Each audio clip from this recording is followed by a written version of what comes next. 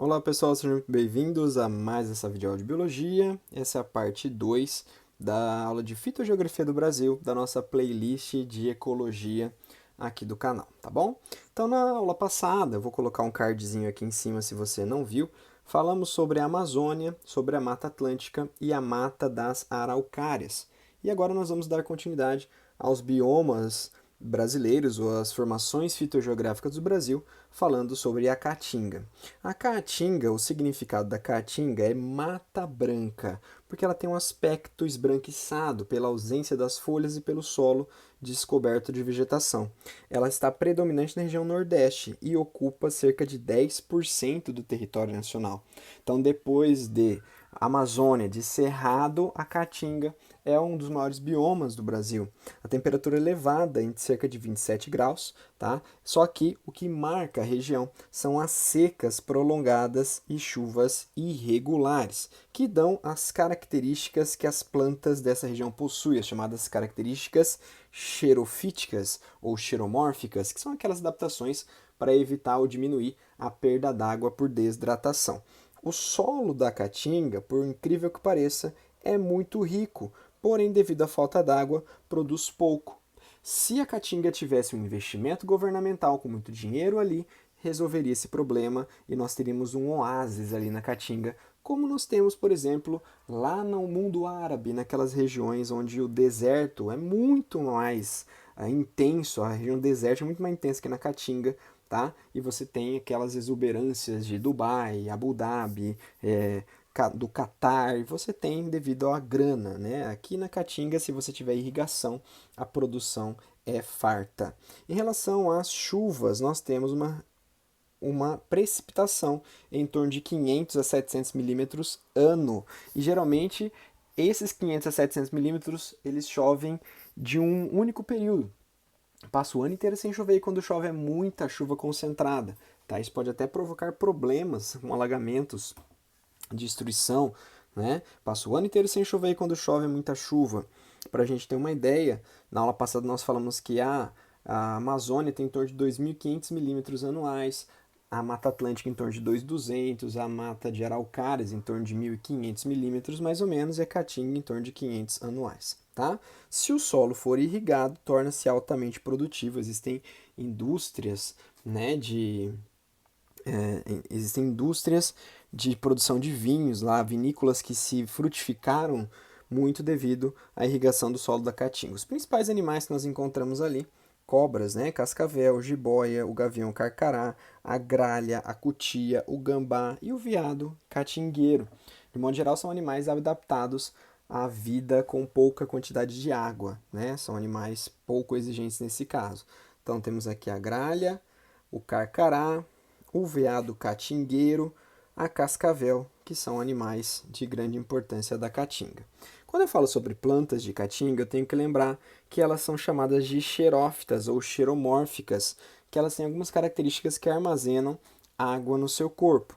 A primeira delas é chamado parênquima aquífero, que é uma reserva de água que fica dentro das células, principalmente em folhas e caules, que faz com que a planta, mesmo sem chuva ou durante muitos períodos sem chuva, ela possa realizar fotossíntese e possa ter seu metabolismo sem ser prejudicado. Além disso, a maioria das plantas apresentam cutícula espessa, que é aquela camada de cera que fica na superfície das folhas, de caules, de frutos, que evita a desidratação, ou pelo menos, né, tenta evitar a desidratação. As folhas de algumas plantas são transformadas em espinhos, não todas, tá? Mas grande parte dessas plantas tem espinhos, que é para reduzir a transpiração foliar e também proteger contra animais famintos que por ali se encontram. As raízes dessas regiões, dessas plantas dessas regiões são superficiais, porque elas não têm lençol freático por perto, então às vezes quando existe a chuva é muito pouca, é muito fraca, e aí ela já coleta a água logo na superfície da terra, porque não dá tempo dela percolar até um lençol freático. Além disso, nós temos as principais plantas como a barriguda, que é conhecida também como paineira, que é uma angiosperma, né, o xique-xique, o juazeiro e o mandacaru, que são tipos de cactos muito famosos na região, inclusive com tema de músicas, de poemas dos artistas nordestinos, tá? Então, olhando aqui, olha a caatinga, gente. Isso é caatinga, olha quando ela é irrigada, a quantidade, o verde brota lá, né? Tanto que aquela obra do governo chamada Transposição do Rio São Francisco demorou anos para ficar pronto, tem como esse objetivo. Então, aquelas pessoas nativas de lá que estão aproveitando aquela água que está sendo canalizada do rio, está tendo um conforto melhor na sua vida, está tendo ali algo para produzir e então isso aí está melhorando a qualidade de vida daquelas pessoas, tá? Essas aqui são as barrigudas, percebam que elas estão sem folha completamente, que devido à época mais seca, elas acabam perdendo as folhas. O xique-xique e o mandacaru, que são tipos de cactos, são angiospermas que dão flores e frutos, muitos espinhos, caule do tipo cladódio, que é esse verdinho que faz fotossíntese, ok? Sobre o cerrado, nós precisamos falar que ele se encontra na região centro-oeste e também em algumas áreas de sul e sudeste. Mato Grosso, Goiás, Tocantins, Mato Grosso do Sul, Minas Gerais, São Paulo, Paraná e representa o segundo maior bioma brasileiro, com cerca de 24% da extensão territorial do nosso país. A vegetação é formada por pequenas árvores e arbustos e também algumas regiões de florestas, né? Nós temos praticamente 4 formações do cerrado: os campos limpos, que predominam gramíneas, os campos sujos, que além das gramíneas temos arbustos, o cerradinho, onde você tem árvores também de pequeno e médio porte espaçadas, e o cerradão, que é praticamente uma floresta fechada com árvores grandes formadas no meio do cerrado, tá? Aqui no cerrado nós não dizemos que as plantas são xerófitas, como na caatinga, mas que elas têm um aspecto xeromórfico, que está relacionado também um pouquinho com a falta d'água, tá? Mas também relacionado com o fogo, que é muito comum nessa região, justamente pelas secas prolongadas que podem durar até 2 meses seguidos, tá? Então, árvores com casca grossa que protege contra o fogo, certo? O tronco é retorcido porque normalmente tem uma falta de minerais ali, um excesso de metais no solo, como o do alumínio.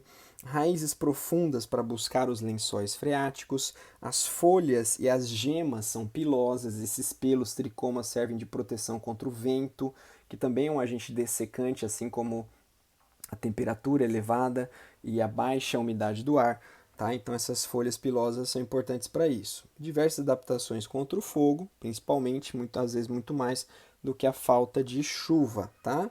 No caso, o clima é quente o ano inteiro, muitas vezes o inverno é quente também, tá? Só que a principal característica do inverno não é a temperatura, e sim a secura, né? A parte mais seca do ano é no inverno, com que pode durar até 2 meses de seca ininterrupta, ok? Os regimes de chuva estão mais ou menos semelhantes com o que acontece lá com a Mata das Araucárias, né? 1.200 a 1.800 milímetros. O solo do cerrado ele é ácido e ele tem que ser corrigido com a ajuda de calcário, tá? E as principais árvores presentes no cerrado é o ipê, sem sombra de dúvida, tabebuia, né? Peroba, aspidosperma e a aroeira, o miracrodum, tá? Que são as principais árvores formadoras da vegetação de cerrado, certo? Aqui nós temos algumas paisagens, como o cerradinho, que dá para ver que tem várias árvores, arbustos ali, mas de certa forma espaçados. E aqui nós temos uma formação vegetal um pouco mais fechada, né? Onde você já tem árvores de maior porte, que é um cerradão. Claro que não vai se comparar a uma floresta tropical, né? Uma Amazônia, uma Mata Atlântica, mas tem o seu valor ali. E aqui, diversos tipos de ipês, ipê rosa, ipê amarelo, ipê branco. Ipê, curiosamente, é uma planta que ela perde as folhas, ela é decídua, mas ela perde as folhas no momento em que as flores estão formadas. Isso dá um destaque muito maior para ela do que se ela tivesse dividindo as atenções entre as folhas e as flores ali com relação aos polinizadores, beleza? Próximo bioma aqui, ou formação fitogeográfica, são os campos sulinos, também denominado pampas, que ocorrem no Brasil, principalmente no Rio Grande do Sul. Nós temos também a ocorrência no Uruguai, na Argentina, mas no Brasil os pampas estão localizados no Rio Grande do Sul. O clima é considerado subtropical, porque ele está completamente dentro da região abaixo do Trópico de Capricórnio. E veja que curioso, o regime de chuvas aqui, ele não é muito, ele é de 500 a 1000 milímetros, lembrando que lá na Caatinga era de 500 a 700 milímetros, então também é uma região seca. A diferença é que você tem aqui chuvas bem distribuídas ao longo do ano, você não vai ter um momento tão seco como é a Caatinga. Na Caatinga fica o ano inteiro seco e de repente em 1 ou 2 meses chove tudo que tem que chover. Aqui não, você pode ter uma distribuição homogênea ao longo do ano, fazendo com que ela não tenha essa característica árida, apesar de ter a mesma pluviosidade em relação à Caatinga. Vegetação predominante são de gramíneas e eventualmente pequenos arbustos, e a maior parte dos pampas já foram degradados para a produção de áreas agrícolas. Essas gramíneas aqui, gente, que são naturais, elas são muito inferiores nutricionalmente do que as gramíneas comerciais, as gramíneas que os fazendeiros plantam para dar para o gado. Aquelas gramíneas são desenvolvidas na Embrapa, geneticamente modificadas, né? melhoradas geneticamente, vamos dizer assim. Então elas são muito mais nutritivas, muito fácil de gestão do que essas gramíneas naturais. Então é por isso que é preferível o dono da terra do Pampa substituir essa pastagem natural por áreas agrícolas, ou então por pastagem artificial, né? Não artificial que eu quero dizer, mas por pastagem introduzida, né? Aquela braquiária, que não é natural do Brasil, que ela é exótica. Então fica muito mais fácil para o boi ganhar peso com relação a isso. Então, olhando lá embaixo no mapa, nós temos a posição onde os campos sulinos, os pampas, estão localizados, tá bom? Campos sulinos aqui, então, mostrando a paisagem, né? Um gramado natural, tá? Aqui várias novelas e minisséries da Rede Globo foram filmadas, né? Das pessoas cavalgando aqui por essas paisagens. Então, é um local bem bonito de se ver, tá bom? O próximo bioma é o Pantanal. Pantanal, então, é localizado no Brasil, nos estados de Mato Grosso e Mato Grosso do Sul, chamado Pantanal Mato-Grossense. Tá? Ainda existe um pedaço de Pantanal no Paraguai também e parte na Bolívia, certo? É uma região plana, repleta de rios e altamente inundável na época das cheias. A cheia do Pantanal vai de dezembro a maio, que seria aquela parte de início de verão até o outono, mais ou menos, tá? A pluviosidade do Pantanal é ali um pouquinho mais abaixo que o Cerrado, tá? De 1.000 a 4.000 milímetros, de 1.000 a 1.400 milímetros anuais. E como o Pantanal está bem no meio do mapa ali, ele tem a Amazônia ao norte, ele tem o Cerrado a leste, ele tem a Caatinga também, e tinha, né, no caso, a Mata Atlântica, quando ela existia ali. O Pantanal é uma mistura de tudo isso aí, ele não tem alguma coisa específica do Pantanal, uma vegetação exclusiva, um animal exclusivo. Ele sofre influências de todos esses outros biomas que estão ao redor, tá? O ambiente com riqueza vegetal e animais, como por exemplo, jacaré, capivara, veados, onça, tuiuiu, sucuri e centenas de espécies de peixes que caracterizam a região como um ponto turístico de pesca muito famoso no Brasil, tá? Então, nesta região aqui, nós temos aqui em cima influência da Amazônia, tá? Aqui influência do Cerrado, aqui um pouquinho, né, forçando um pouco a barra, influência da Caatinga, embaixo tinha aqui no Paraguai, tinha o Chaco. Antigamente a floresta amazônica chegava até nessa região, tá? Então, de certa forma, o Pantanal cercado por Amazônia, por Caatinga, por Cerrado, por Mata Atlântica e por Chaco, ela tem uma diversidade muito grande e características muito importantes, tá bom? Aqui mostrando as regiões do Cerrado, onde nós vemos, do Pantanal, onde nós vemos as regiões que são alagáveis, né, onde não tem árvore, normalmente é alagada, e essas regiões onde tem árvores são ligeiramente mais altas que essas alagáveis aqui, e elas permanecem não alagadas durante toda a parte do ano. Aqui mostrando, né, a planície de alagamento, mostrando como os rios são estreitos e são curvilíneos aqui, né, são sinuosos, de modo com que existe alguns problemas relacionados à pesca, porque muitas vezes para passar com o barco e dar essa volta toda, os pescadores preferem parar o barco, puxar o barco pela mata e continuar o caminho ali.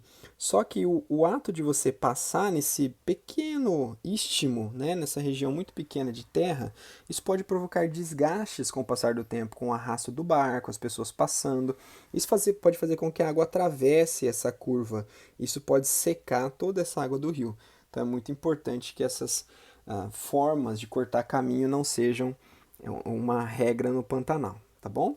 Então aqui alguns animais característicos, o tuiuiu, que é uma ave símbolo do Pantanal, a onça pintada, que é um mamífero símbolo do Pantanal, jacarés, que tem abundância lá, capivara, que é o maior roedor do mundo, e aqui a sucuri, né, e um homem numa luta ali terrível, né, quando ele foi lá no Pantanal, mas tenho notícias que esse rapaz saiu ileso desse encontro, tá bom?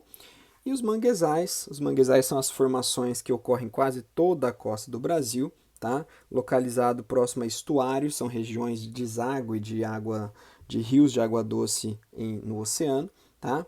O solo lamacento do manguezal é muito rico em matéria orgânica, tá? Porque existe uma decomposição muito intensa ali e, consequentemente, é muito alimento para que todo tipo de animal se desenvolva lá, desde larvas, desde insetos, desde crustáceos, moluscos, até animais maiores, aves, né? E mamíferos também.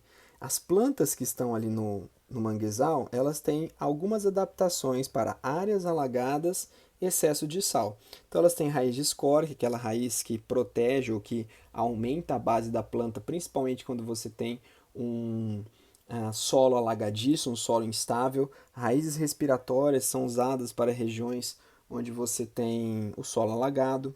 Glândulas de excreção de sal nas folhas, justamente para que esse excesso que é absorvido na água acabe sendo excretado. O manguezal, gente, assim como a caatinga e também como a floresta boreal, que são aquelas regiões de água, na verdade, a caatinga sem água, na floresta boreal água gelada ou água congelada na forma de neve, e nos manguezais água salgada, todos eles são chamados de seca fisiológica. Seca fisiológica. Por quê? Porque as plantas do manguezal não é que elas não tenham água disponível, mas como essa água está muito salgada, isso vai contra a osmose. Ela tem a tendência até de se desidratar ao invés de absorver água. Então isso é um problema sério, elas precisam ter adaptações para superar essa seca fisiológica. Animais tipicamente marinhos, como por exemplo, tá? Peixes, camarões, ostras e principalmente caranguejos. E os caranguejos são fonte de economia da população local, que vão catar caranguejo, afundam o braço até o ombro na lama para pegar os caranguejos nas tocas, né? Tem todo um processo de sustentabilidade ali também, né? Uma atração turística, a caça do caranguejo no manguezal. Aqui a extensão do manguezal por toda a costa do Brasil, tá? Parece até que é mais extenso, até propriamente de extensão, não de quantidade de vegetação, mais do que a Mata Atlântica, né? Porque a Mata Atlântica é só até o Rio Grande do Norte e o manguezal vai até o Amapá lá em cima, né? E aqui algumas fotos do manguezal mostrando as raízes de escora, né? Parece que a planta está tombando e por isso justamente essas raízes especiais que saem do caule, raízes adventícias, elas são muito usadas para estabilizar a planta nesse ambiente lamacento, né? Vemos os pneumatóforos ali que saem do solo alagado para ajudar na respiração, caranguejos que são a fonte local. Vemos aqui também um contraste entre a diversidade, né, a natureza e a ação antrópica aqui, como em todo lugar isso é verificado, né? E geralmente depois que a maré baixa, muitos peixes ficam presos na região, e isso é fonte de atração para pássaros e outros animais que vão se beneficiar disso. Beleza? É isso, gente. Muito obrigado por vocês terem acompanhado até essa aula de Fitogeografia do Brasil. Se inscreva no meu canal se você não é inscrito ainda. Clique o sininho de notificação para receber as próximas aulas que eu vou disponibilizar aqui no canal do YouTube, tá bom? Um grande abraço, muito obrigado e até a próxima. Tchau, tchau.